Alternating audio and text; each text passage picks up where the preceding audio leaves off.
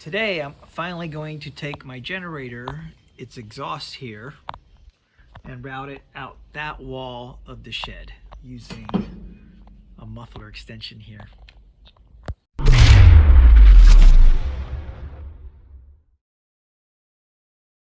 So here are all the pieces that we're going to use to get from here, this exhaust for the generator, out to over here in the wall. So right off of this muffler, this is one of the generic mufflers that I substituted onto here. We have an adapter. It's going to go on a little bit like that. And then we've got an exhaust, a flexible exhaust extension pipe, which is going to go sort of like that onto that side over there. And the other side is going to plug into this.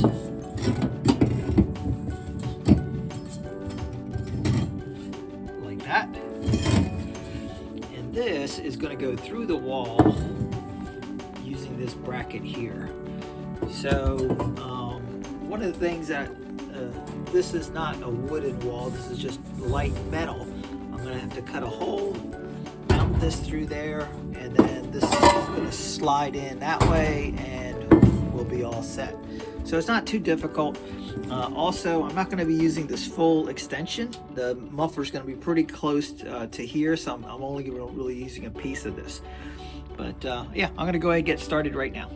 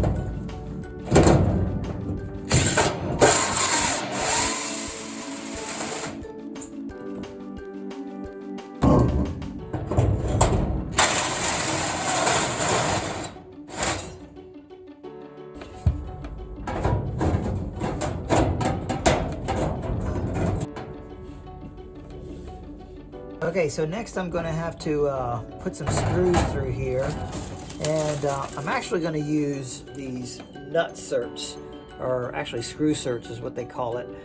This is a lot like using drywall anchors. Because this wall is so thin, I'm going to have to drill a larger hole and screw these through there, and then it'll pull through and squash and hold it in just like a drywall anchor. So we'll get that tried.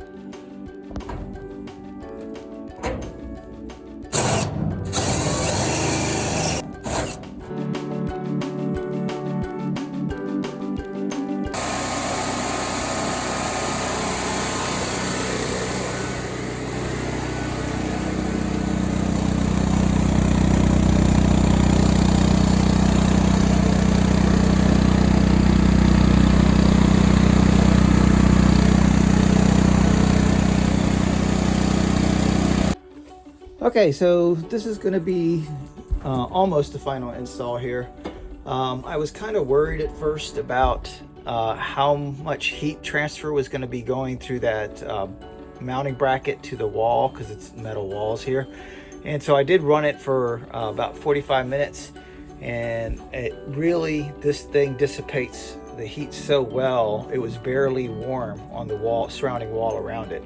So I thought I'd have to come up with all kinds of different things to keep the heat from transferring to that wall. But it's good, because the 2x4s, my wall structure inside here, don't actually touch the walls anywhere. So the outside metal wall actually acts like a huge heat sink and dissipates all the heat from the exhaust. So next is going to be trimming this pipe off to where the final position is going to be for the generator, and finish this wall, put another piece of plywood across there.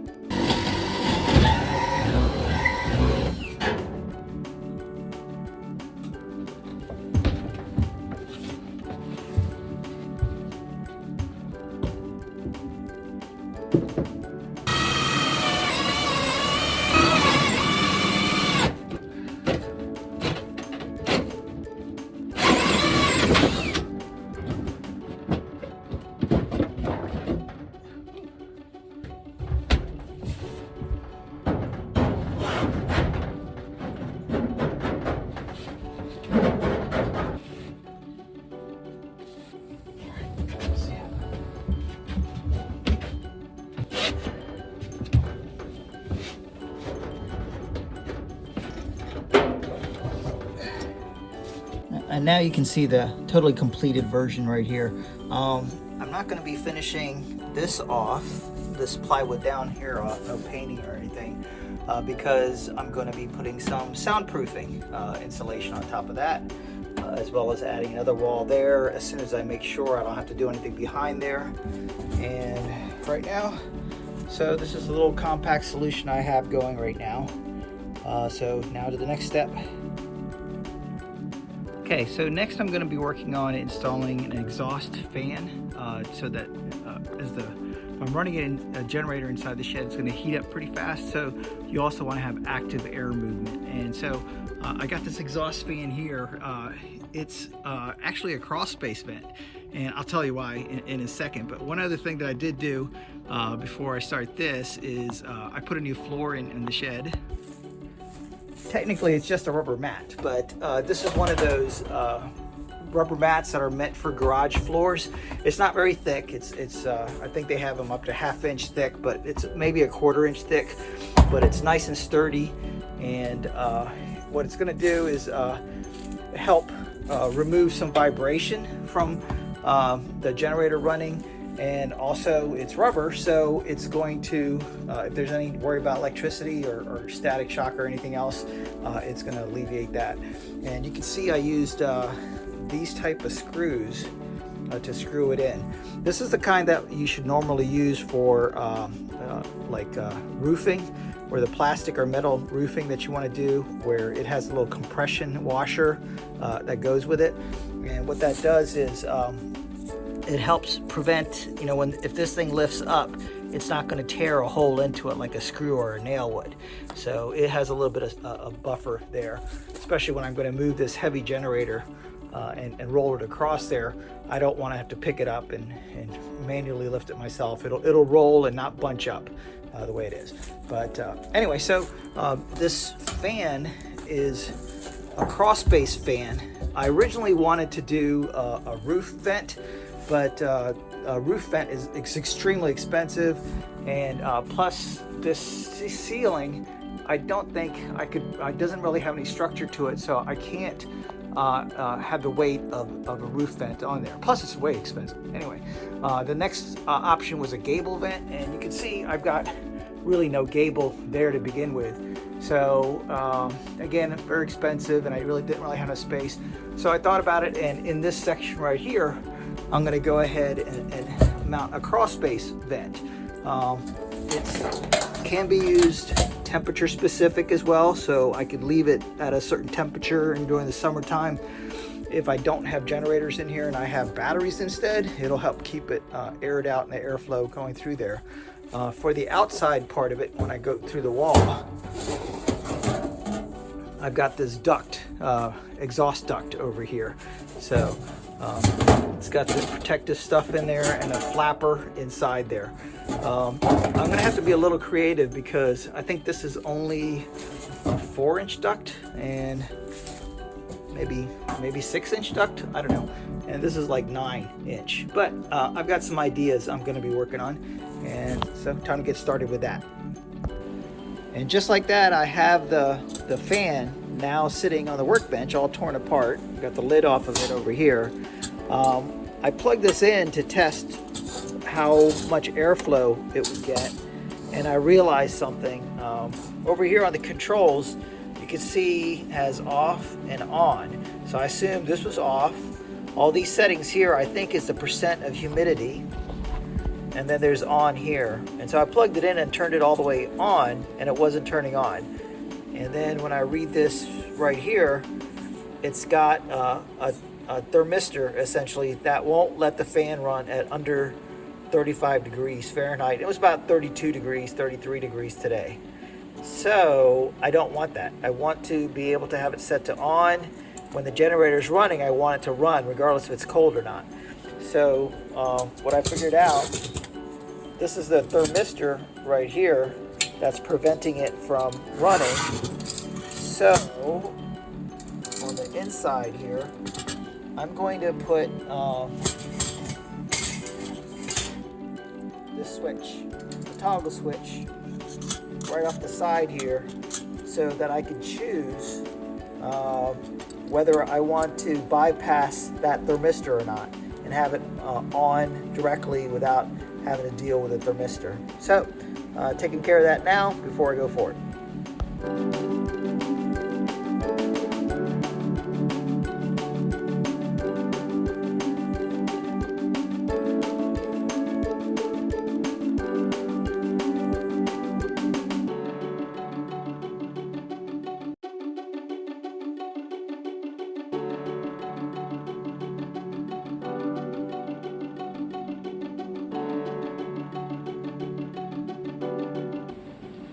Okay, so this looks a little messy, but what I have here is this is the neutral wire that's coming in from the plug.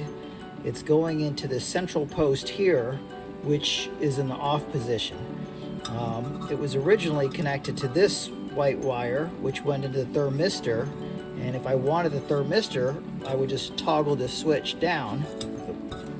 If I could do it with one hand, I would toggle the switch down and it would go to the thermistor, and then from the thermistor it would pass it out of the thermistor into this black wire, which goes to the fan and enable the fan. But if it's below 35, that's not going to work, so I can switch it to the top here, and what the top is going to do is route this neutral straight through to the black wire instead. So we'll see if that works. This isn't the prettiest. Let's do it.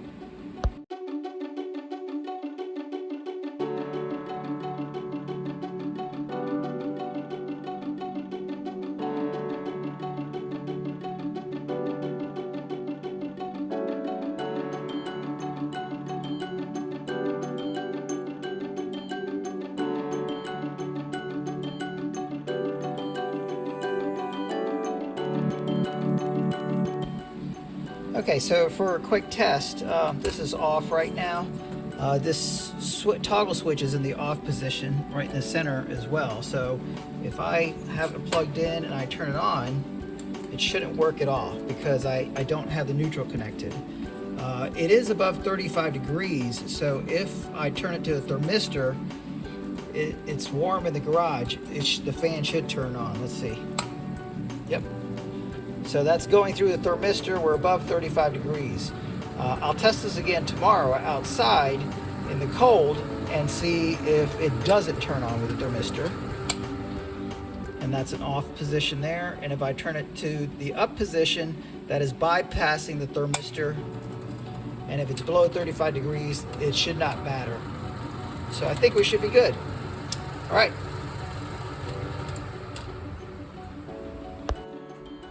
Okay, now that I'm back in business now, I got my my fan out here, and this is my vent for the fan. I'm going to put this through the wall. This has got to connect to it. So this is a 9-inch fan here, and this exhaust is only 6 inches. And so to mate them together, I have this adapter, a 9-inch to 6-inch adapter.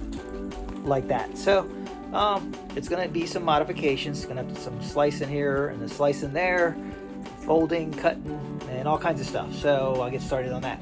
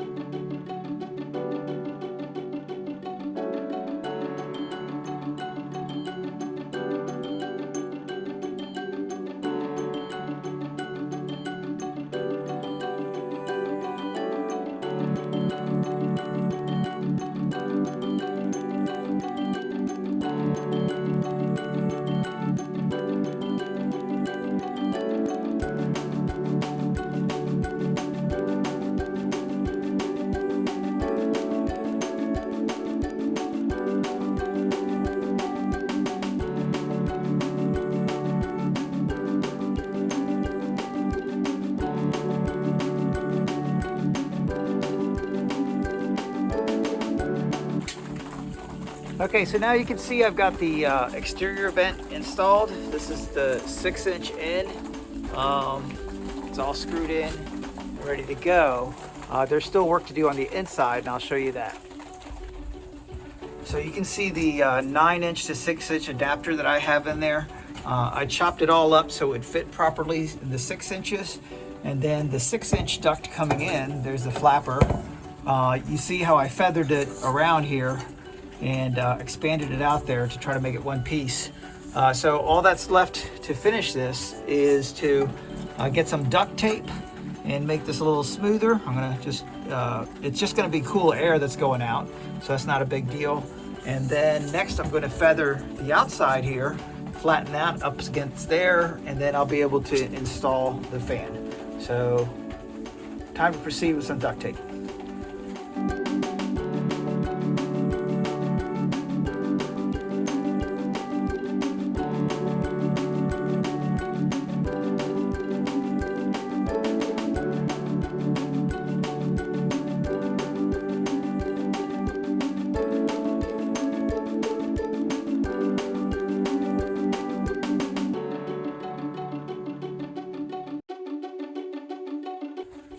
And now I have the duct all ready that I could go ahead and mount the fan. You can see the outside is all feathered nice and neat, so the fan's gonna go flush up against it. And the inside duct where it mates to the 6-inch duct going out is gonna have a nicer smooth flow with the duct tape keeping it sealed. There we go. Okay, so I've got the unit totally installed now, all ready to go. It's fitted on there, nice and sturdy. What you can see, I got the extension cord temporarily plugged in.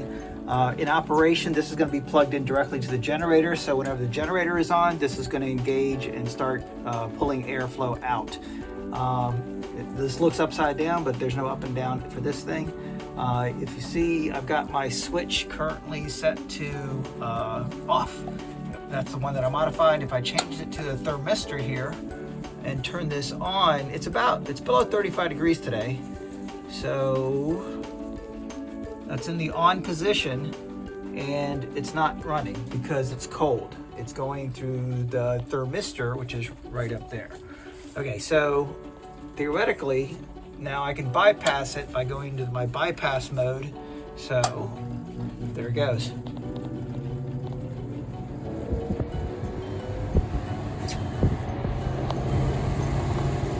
It's exhausting air right now. So it's working as designed, and if I turn it to the humidity, I don't think it's really doing anything. Okay, it's about 80% humidity, right, or less than 80%. Around, this is the humidity mark, so you can hear it going off as I turn it up for 100% humidity. But normal operation, it's always going to be on the on position there. And that's it, I'm done. One other thing I did want to point out is I got a new new tool. It's this jigsaw, Kobalt, brushless. Kobalt is the Lowe's home hardware brand, and it runs off of 24 volt lithium battery. I went ahead with this one because I already have a set of batteries that I'm using for 3 other items. One is this ratchet driver. Takes the same 24 volt, and also a leaf blower that we use for camping and for light leaf blowing off of the deck and around the house, etc. So works great with those things. The reason I had to get one of these is for probably 10-15 years. I've had, I think 15 years, I've had this Black & Decker jigsaw, and it's had a broken shoe here for the longest time, and I've never been able to find a part to fix it. So what I've been doing in the meantime, this is a corded one, of course, is sticking the blade up inside the shoe, and then you go like 4 or 5 inches and the blade will fall off, and then I put the blade back in and continuously do that the whole way. With this new one, it's just a breeze. The one problem is this is so heavy. It's probably about 5 or 6 pounds. So when I was trying to cut the wall, it was pretty heavy holding it up there. I think it's really meant to be flat on the ground. But anyway, it works really good. It's nice and cordless now. I really prefer corded tools, but you know, you gotta do what you gotta do. So a quick question, why a 4x8 shed? Why am I building a 4x8 shed? The simple answer is, as you can see, I'm standing inside of it. So whenever I want to be out here, you know, you're going to lose power most likely when the weather's bad. If it's raining or ice, snow, whatever it is, it just sucks to come out and try to work on a generator and get it started and running when you have it boxed up in a little teeny box or just covered with tarp or whatever it is. So this gives me the weather protection that I can actually stand inside here and get the generators running, get everything wired up the way I need it to go, switch things around, add gas out of the weather. So it's just enough room for that. The second reason I do it is because my configuration, I'm going to be running 2 generators. I'm not going to technically run them both at the same time unless I have a need. But the reason I do that is because if you're planning for possibly more than 24 hours of having to need power, maybe up to a week or 2 weeks, like's happened in the western part of North Carolina, maybe a month, I think they're up to. You could have one generator and run it to death, but then, you know, after 2 or 3 days and it's dead, then you're out of the water. Where if you look at the manufacturer's suggestions or recommendations for maintenance, like after 8 hours they want you to check the oil. That also gives it a time to rest and let the engine rest a little bit. It gives you time for gas, put some gas in it and get it powered back up. 50 hours, that's literally if you're, you know, 4 days, if you're running the generator off and on for 4 days or a week, you need to change the oil.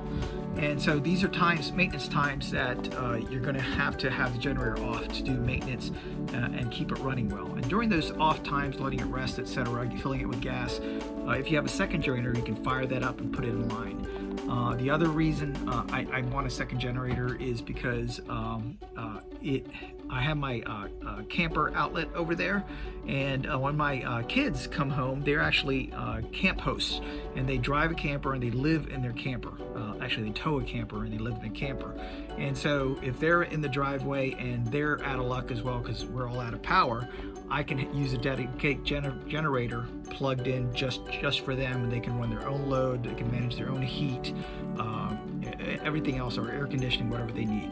So those are the 2 reasons that I'm going to be running a second generator. And the last reason that I wanted this size space, is expandability, because, you know, solar energy is always around the corner, battery operated generators, etc. So I could easily get rid of the generators or replace one generator with one of those solar generators. It's really a big bunch of batteries. So if I wanted to put 300, 400 pounds of batteries in here, I could do that as well. All the connections are there. So expandability for the future. Okay, so far we have the generator itself exhausted outside of the shed. We have the exhaust fan that's going to take the hot air out of the shed. And now I need to put in air intake so that we can have air into the shed. And I'm going to put it on this side into this door right over here.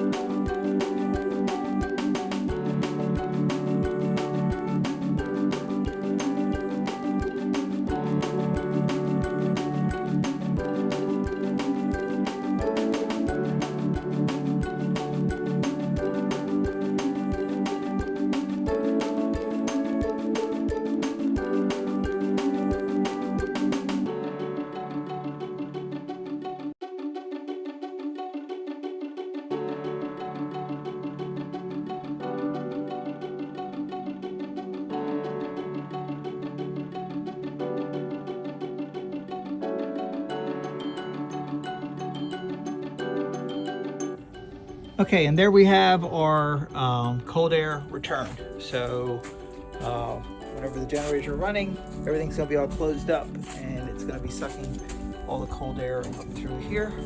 All that's left to do is to get some sealant and try to put a whole tube down in there and get that all sealed up a little bit. But this is not an airtight shed, so that's really not that big of a deal. And everything inside is meant to be outside as well. All right. Okay, so I've gotten 3 things done on the generator shed this time.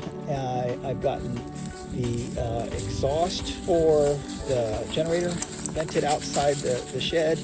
I've got the exhaust fan mounted to get the heat out of the generator shed, and I've got the cold air return completed. So what's left? Next coming up is going to be adding propane. It's a dual fuel generator, and so instead of running gas, I intend to be running propane. So add propane coming into the sheds for the generator. And 2, I gotta add grid power as well. I need to be able to charge or do a trickle charge of the generator batteries as well. And 3 is going to be adding a ground wire. But all the generators, what you're supposed to do when you're running a generator for a long period of time is have it grounded as well. So I don't know if it's for static charge or something else, but it needs to be done. So I need to run a ground wire, and that's pretty much a quick one.